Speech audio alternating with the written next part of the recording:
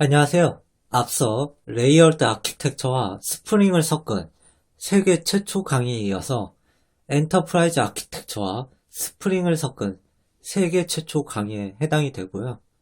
스프링과 전자정보 프레임워크를 통해 외부의 서버탄 개발에 대해서 공부를 하고자 합니다. 스프링에는 많은 개발 환경이 존재하는데요. 스프링 부트 또는 전자정보 프레임워크, 순수 스프링, 대표적인 3개의 스프링 환경이 있죠. 그 중에서 전자정보 프레임워크가 처음 배우는 사람에게 쉽게 배울 수 있다고 생각하여 전자정보 프레임워크라는 실행 환경을 택했고요. 또한 전자정보 프레임워크가 스프링 프레임워크 기반이고 국내의 실무에서도 자주 사용이 되기에 전자정보 프레임워크 환경에서 스프링을 배우도록 하겠습니다. 만약 미국 쪽을 생각하고 계시다면 ASP.NET 쪽을 추천드리겠지만 국내는 여러 이익 집단이 얽혀 있다 보니 전자정보 프레임워크를 추천드립니다. 또 데이터베이스, DB라고 불리는 이러한 데이터베이스는 마리아DB를 사용할 예정이고요. 마리아DB 말고 이제 오라클, MySQL, MS SQL 등의 데이터베이스를 많이들 사용을 하죠. 그 중에서 저희는 마리아DB를 사용할 예정입니다. 그러면 본격적으로 제1강 스프링과 전자정보 프레임워크가 무엇인지에 대해서 자세하게 알아보겠습니다. 제1강은 이론에 관한 것이고요. 제2강부터는 실무 위주로 해서 직접 따라하는 방식으로 해서 수업을 진행하겠습니다. 스프링 프레임워크는 간단하게 스프링이라고도 부르며 오픈소스 기반의 프레임워크입니다. 웹 개발에서 많이들 사용을 하고요. 프레임워크로서 개발, 테스트, 실행, 관리와 같은 환경을 제공을 해줍니다. 스프링은 웹을 개발하기 위한 환경으로 순수 스프링, 스프링 부트, 전자정보 프레임워크 등 여러 개발 환경이 존재합니다. 스프링으로 웹을 개발하기 위한 이러한 환경 중에서 이제 필요에 따라서 개발자들의 약속에 따라서 그때그때 알맞은 환경으로 개발을 진행하시면 됩니다. 처음부터 3개를 동시에 한 번에 배우고자 하는 것은 벅차실 수 있고요. 하나를 마스터하고 하나를 마스터하는 방식으로 하나하나 익혀나가시는 것을 추천드립니다. 저희는 전자정보 프레임워크를 통해서 이러한 스프링 프레임워크를 쉽게 접근하고자 하고요. 그리고 이러한 스프링은 웹 개발을 하기 위한 많은 모듈들을 기본적으로 제공해줍니다. 그렇기에 쉽고 빠른 웹 개발을 지원해줍니다. 서버 개발을 위한 자바 언어, JSP와 서블릿, 웹페이지 화면을 작성하기 위한 HTML, 자바스크립트, jQuery와 같은 CSS와 같은 이러한 지식들이 요구됩니다. 자바 언어는 앞서 가르쳐 드렸기에 상관없지만 JSP와 서블릿처럼 제가 안 가르쳐 드린 요소가 있긴 한데 이것도 스프링을 하면서 약간 맛보기 식으로 해서 직접 따라하는 방식으로 해서 조금씩 익혀가도록 하겠습니다. 또 전자정보 프레임워크는 앞서 스프링 프레임워크를 사용한다 하더라도 개발자들의 개발 방식이 전부 다 틀리죠. 개개인마다 코딩 스타일이 다르고 코딩 방식과 클래스의 사용, 클래스의 조합, 파일 경로, 파일 위치 등 개발 방식이 전부 다 틀립니다. 이러한 개발자마다 개발 방식이 틀린 것으로 인해서 공공기관에서 웹 개발을 하기 위해 개발자를 고용하였을 때 개발자가 도저히 관두거나 개발이 끝났을 때의 유지 보수 등의 문제점이 발생합니다. 이러한 문제점을 해결하고자 정부는 전자정보 프레임워크라는 한국용 프레임워크를 만들게 된 것입니다. 앞서 설명드렸지만 국내는 여러 이익 집단이 얽혀 있다 보니 웹 개발을 하신다면 전자정보 프레임워크를 추천드립니다. 미국을 생각하시면 C# 계열의 ASP.NET을 추천드립니다. 스프링 프레임워크를 기반으로 하는 전자정보 프레임워크는 프로젝트 생성과 동시에 기본 웹 개발을 하기 위한 설정과 구조가 잡혀 있습니다. 그리고 바로 웹을 실행시킬 수 있습니다. 웹서버를 실행시킬 수 있고요. 그렇기 때문에 기본적으로 완성되어 있는 곳에서 파일 및 설정을 추가, 제거를 통해 스프링을 쉽게 익힐 수 있다고 봅니다. 처음 배우심의 완성본에서 수정, 추가, 제거를 통해 점진적으로 쉽게 익히고 자기 것만으로 만드는데 처음 배울 때에는 좋다고 생각하여 전자정보 프레임워크를 사용할 예정이고요. 공공기관 개발 시 또는 고객의 요청, 회사의 기본 프레임워크 등 실무에서 전자정보 프레임워크가 또한 많이 사용되고 있습니다. 스프링에서는 아래와 같이 객체를 직접 new 키워드를 통해 생성해도 되지만 리플렉션을 사용해서 객체를 생성해 줍니다. 또한 위쪽처럼 의존성 주입, 영어로는 dependency injection을 통해 필요한 객체를 사용할 수 있습니다. 의존성 주입이라는 디자인 패턴을 사용하기 때문에 딱히 여러분들이 객체 간의 연결을 클래스 내부에 직접 해줄 필요 없으며 스프링에서는 제어 반전으로 XML에서 작성해주면 됩니다.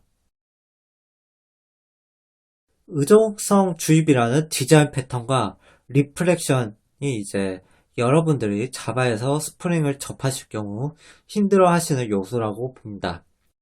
이렇듯 쪼개보면 딱히 어려울 게 없습니다. 그리고 여기서 좀 더 나아가면 여러분들이 필요한 객체를 하나하나 빈으로 등록할 수도 있지만 이를 자동화할 수 있습니다. 자바에서는 골뱅이 서비스, 골뱅이 컨트롤 등등의 어노테이션을 적고 XML에서의 설정을 통해 자동으로 빈으로 등록됩니다. 그렇게 코딩 양을 줄일 수 있습니다. 다음은 이제 좀 어려울 수 있지만 웹서버 이야기를 잠깐 하면요. 어려울 수 있기에 초보 단계에서는 이런 게 있구나 정도로만 넘어가셔도 괜찮겠습니다. 이제 사용자들 접속을 처리하기 위해 웹서버에서는 스레드가 할당이 되는데 앞서서 빈으로 등록을 완료하면 이를 이제 스레드에서 공유하는 형태가 되겠습니다. 그리고 또 여러분들이 이제 코드를 작성해야 되잖아요. 이러한 코드를 작성하는 편집기 종류로서 이클리스, STS, 인텔리제이, 인텔리제이는 이제 유료이고요. 이건 매달 돈을 내야 됩니다. 다음은 이고브 프레임워크, 전자정보 프레임워크는 대한민국 정부기관에서 만든 편집기를 따로 제공하고 있습니다. STS는 스프링에 특화된 편집기입니다. 이러한 네 가지 주로 사용되는 편집기가 있습니다. 이 중에서 저희는 이거브 프레임워크라고 해서 전자정보 프레임워크에 특화된 편집기를 사용하겠습니다. 이어서 제2강 전자정보 프레임워크 설치에 관해 학습을 진행하겠습니다. 자바가 우선 설치가 되어 있어야 됩니다. 여기서는 오픈JDK를 사용한 강의를 진행하겠습니다. 오픈소스이기에 상업적으로도 무료로 사용 가능하겠습니다. 버전은 11 버전을 사용하겠습니다. 요번 전자정부 프레임워크에서 요구하는 버전이 11 버전이기에 이에 맞춰주도록 하겠습니다. PPT에 나오는 주소를 복사해줍니다.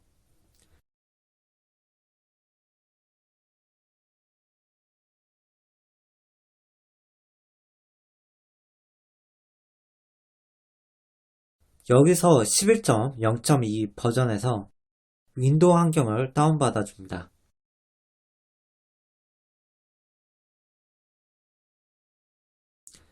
좀 시간이 걸리기에 강의를 끊고 다시 이어서 하겠습니다. 다운을 다 받으셨으면 이제 여유 공간이 되는 드라이브에 압축을 풀어줍니다. 저도 이 폴더에 압축을 풀어놓은 상태입니다. 이제 환경 변수 등록을 통해 어디서든 해당 폴더를 사용할 수 있도록 해주겠습니다. 자신의 윈도우 운영체제가 윈도우 7이면 기존의 스프링 강의 또는 자바 강의를 참조해주세요. 여기서는 윈도우 10 기준으로 설명드리겠습니다. PPT에서와 같이 내 PC에서 빈 공간에서 마우스 우클릭을 눌러줍니다. PPT 그림처럼 나왔으면 속성을 눌러주세요. 그 후 오른쪽 그림처럼 나오시면 이제 고급 시스템 설정을 눌러주세요. 그 후 그림 왼쪽부터 번호 순서대로 해주시면 되겠습니다. 가장 먼저 초록 글씨 1번에 환경 변수를 눌러주세요. 그 후 패스를 더블 클릭해줍니다. 압축을 풀어둔 폴더의 빈 폴더로 이동해줍니다.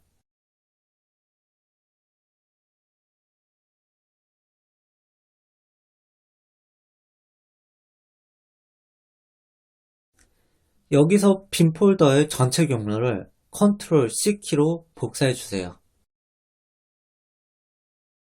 다시 돌아와서 새로 만들기를 누른 후 컨트롤 V키로 붙여 넣어줍니다. 이렇게 해주고 확인을 눌러서 전부 다 닫아줄게요.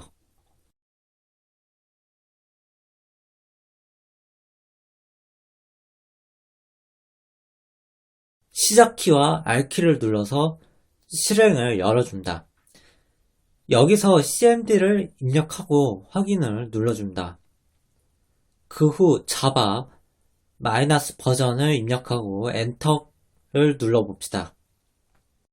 이렇게 자바 버전이 나오면 이제 오픈 JDK의 설치가 완료되었습니다. 이를 통해 이제 자바로 프로그램을 개발할 수 있게 되었습니다. 자바를 전부 다 설치하셨다는 가정하에 전자정보 프레임워크를 설치해 줄게요. 이전 강의와 다르게 여기서는 4.1 버전으로 시작하겠습니다. PPT에 나오는 주소를 복사해 주세요.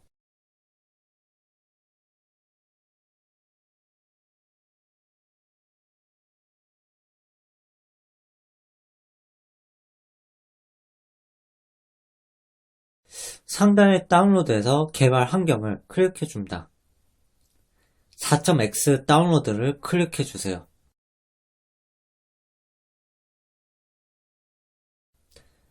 4.1 버전의 개발자용 개발 환경을 다운받아 줍니다.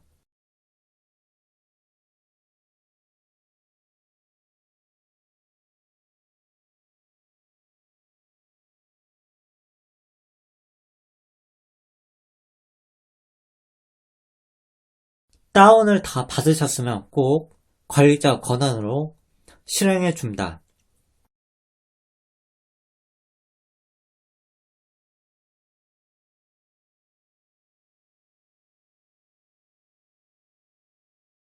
폴더 선택을 눌러주시고 자신의 여유 드라이브에 이거브 프레임 새 폴더를 생성해 주세요.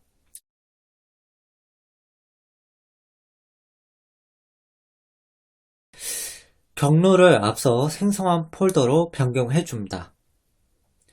그 후 압축 풀기를 눌러줍니다. PC 사양에 따라 다르지만 대략 6분 정도 소요되기에 기다려 주시면 되겠습니다. 다운받을 동안 강의는 잠깐 끊었다가 다시 이어서 하겠습니다. 다운받은 폴더를 열어서 4.1 폴더를 열어줍니다. 이렇게 폴더와 함께 이제 파일들이 설치가 되어 있습니다. 여기서 이클립스를 마우스 우클릭해서 바로가기를 생성해 주시면 이후에도 쉽게 사용 가능하시겠습니다.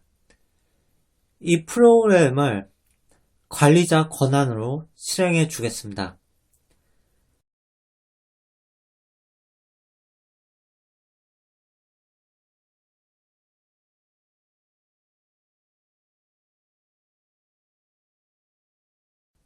만약에 PPT에서의 오류가 나오시면 자바가 제대로 설치가 안 되어 있거나 자바의 환경 변수가 제대로 설정이 안 된 것에 해당하시겠습니다. 자바의 앞서 설치 강의를 다시 확인하셔서 틀린 곳은 고쳐주세요. 이러한 오류가 없으시면 이러한 화면이 나올 테고요. 여기서는 이제 자신이 작성한 프로젝트 등의 파일을 저장할 위치를 경로로 해주시면 되겠습니다. 자신의 여유 공간으로 설정하셔도 되고요. 경로를 다 작성하셨으면 OK 버튼을 클릭해 줍니다.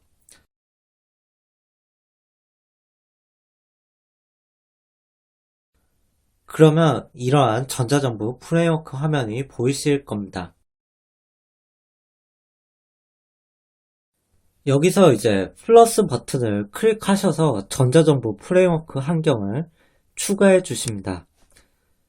이고브를 클릭해 주시고 OK를 눌러주세요. 그러면 전자정보 프레임워크 화면 설정으로 변경이 됩니다. 앞서 변경을 통해 이제 오른쪽 상단에도 전자정보 프레임워크 맞춤으로 개발을 할 수 있는 아이콘이 생성되었습니다. 다음은 아파치 톰캣을 설치해야 되는데요.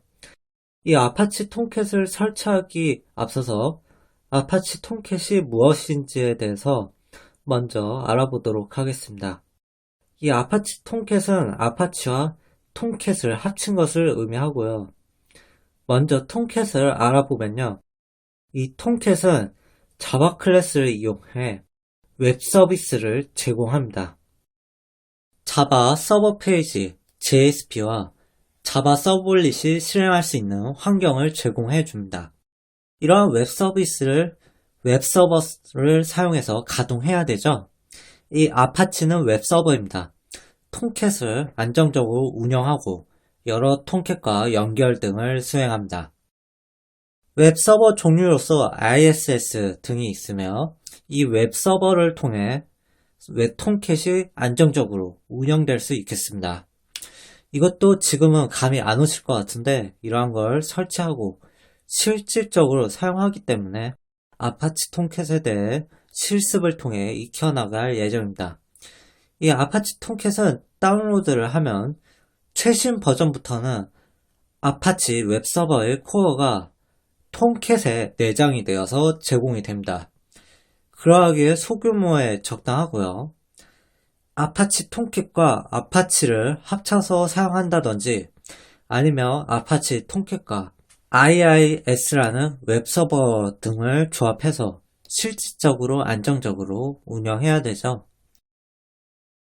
여기서는 아파치 톰캣을 설치하도록 하겠습니다. 기존에 설치가 되어 있는 분들은 여기서 이 주소를 복사하시면 아파치 톰캣의 요구사항에 관한 것을 보실 수 있는데요.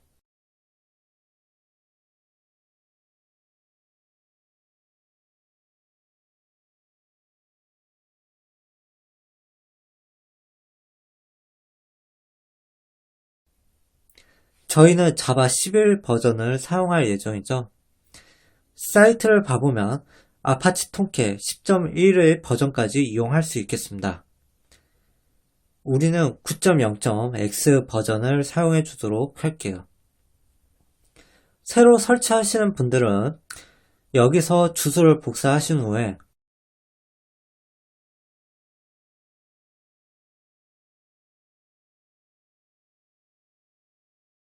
여기 코어 쪽에서 자신의 실행 환경에 맞는 것을 다운받으시면 됩니다. 운영체제로 윈도우를 사용하시는 분들은 32비트 또는 64비트의 zip 파일을 다운받으시면 되겠습니다.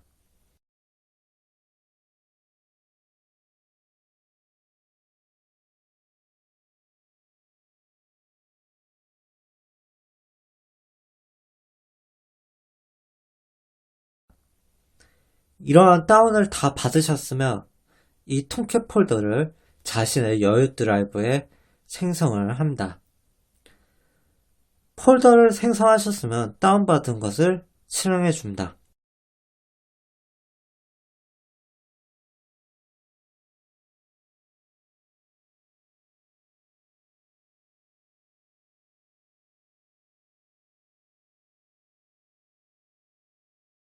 이러한 압축 폴더 풀기에 관한 것이 실행이 되고요.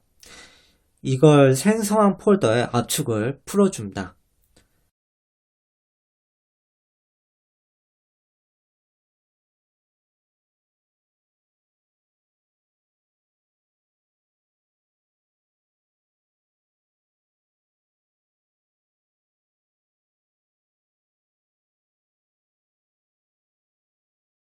설치가 다 되셨으면 전자정부 프레임워크로 이동해 줍니다.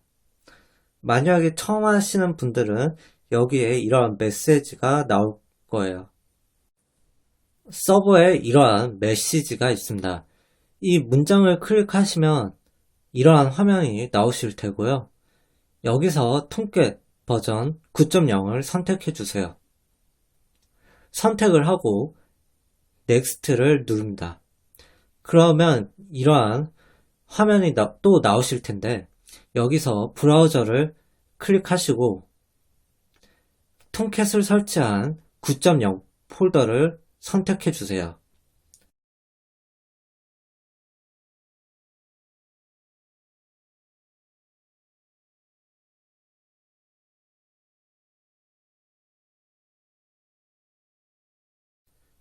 그리고 제일 아래에는 여기서 화살표를 클릭하시면 앞서 저희가 자바를 설치했기에 JDK가 보입니다. 이를 선택해 주세요. 그 후 피니쉬를 눌러주시면 통캣 서버가 등록이 됩니다. 저처럼 통캣 서버가 등록이 되어 있으면 통캣 서버 등록을 하신 겁니다. 그 후에 전자정부 프레임워크를 이용해서 웹페이지를 가지는 프로젝트를 생성해 주겠습니다. 첫 프로젝트 생성에 해당하였습니다. 상단 오른쪽을 G가 들어간 이거브 프레임워크를 클릭을 하신 다음에 여기서 마우스 오른쪽 클릭 후 New에서 이거브 웹 프로젝트를 클릭해 주십니다.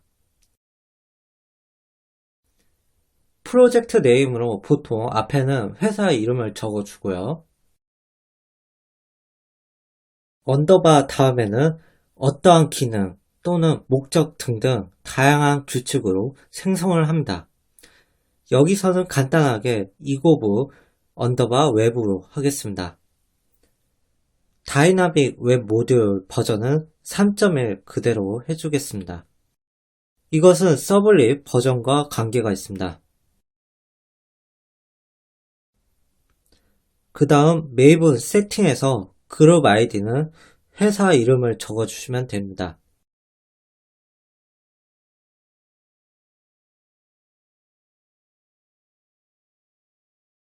그 다음 Generate, Example을 클릭하시고 Finish를 누르시면 프로젝트가 생성이 됩니다.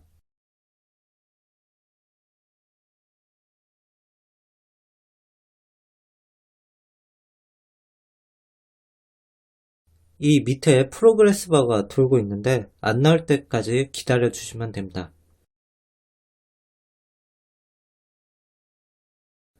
프로그레스 바가 다 완료가 되시면 가끔 프로젝트가 정상적으로 등록이 안 될 때가 있습니다. 그에 관한 오류에 대해 제가 적어 놨는데요. 생성 후에 그림처럼 이러한 폴더들이 생성이 안 될 때가 가끔 있습니다. 저와 같은 폴더 구조가 생성이 되어 있는지 확인을 해주세요. 이러한 패키지들이 있죠. 이 패키지와 src 스프링 폴더, 파일들,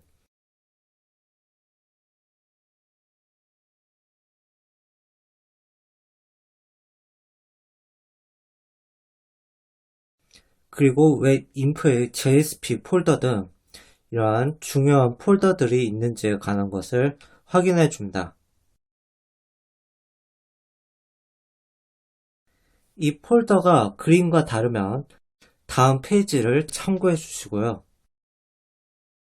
또 프로젝트 생성 후 나중에 서버를 이용해서 웹페이지를 동작시킬 텐데요. 동작시키고 게시판 페이지가 안 나올 경우에도 다음 페이지를 참고하시면 되고요. 두 번째 그림처럼 프로젝트에 느낌표가 있을 경우에는 인터넷 연결을 확인 후에 PPT 23페이지를 참고해 주시면 되겠습니다. 이러한 오류가 발생이 안 됐다는 가정하에 만든 웹 프로젝트를 서버를 이용해서 띄우도록 하겠습니다.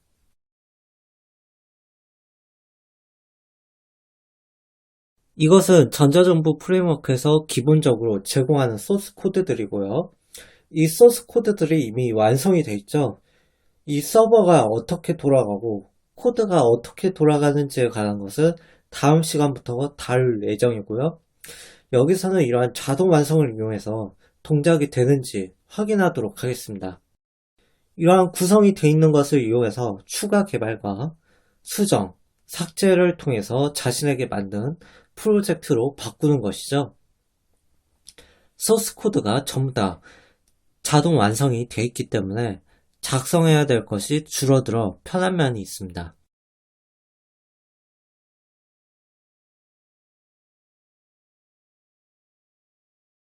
그리고 전자정부 프레임워크의 소스 코드 설정 기반을 참조해서 스프링 환경으로도 쉽게 개발이 가능해집니다.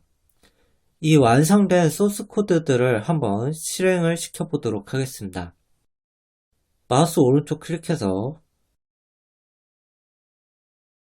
Run As에서 Run on Server를 클릭하신 다음에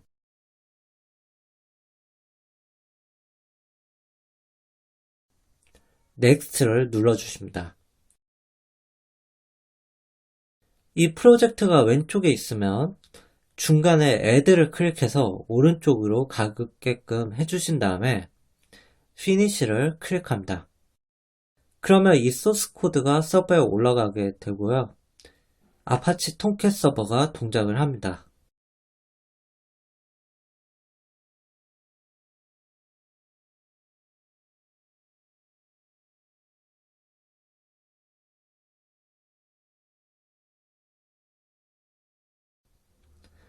이러한 아파치 톰캣 서버를 사용해서 프로젝트가 서버단에 올라가게 됩니다.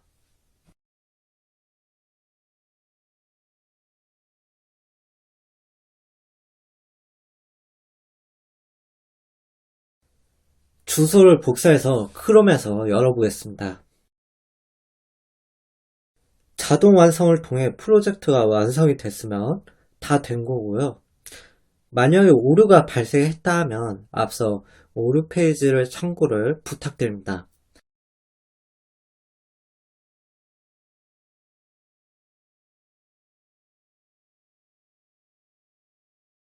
다음 시간부터는 이 전자정부 프레임워크로 생성된 웹페이지가 어떤 원리로 동작을 하는지 학습하고 응용을 해서 자신이 원하는 웹페이지로 변경을 하는 수업을 진행하겠습니다. 이를 통해 스프링이 어떻게 동작하고 설정은 어떻게 해 나가는지 쉽게 배울 수 있도록 학습을 할 예정입니다. 예전 강의에 이어서 데이터베이스와의 통신은 마이바티스로 사용할 예정이고요. 예전 강의를 찍을 때도 JPA를 알고 있었지만 아직 쓰기에는 불충분하다고 생각이 들어서 이번 강의도 마이바티스를 사용할 예정입니다. 여러분들이 성장하는 데에도 이 마이바티스가 도움이 되실 거라고 생각이 들어서도 그렇습니다. JPA 대신 마이바티스를 사용하는 몇 가지를 뽑자면 데이터베이스에 특화된 기능과 좋은 성능을 발휘할 수 있습니다. 마이바티스를 사용하면 힌트 사용, 데이터베이스 종류마다 특화된 SQL 사용 가능, 기존 프로젝트의 SQL문 활용, 개발자라면 누구나 SQL문 EM이 사용 가능하고 또 회사가 커짐에 따라 DBA 팀 또는 DBA 채용해서도 좋습니다. 이 외에도 외부 업체와의 협업, 팀원의 역할 분리, 회사가 성장함의 유연성 등을 가질 수가 있겠습니다.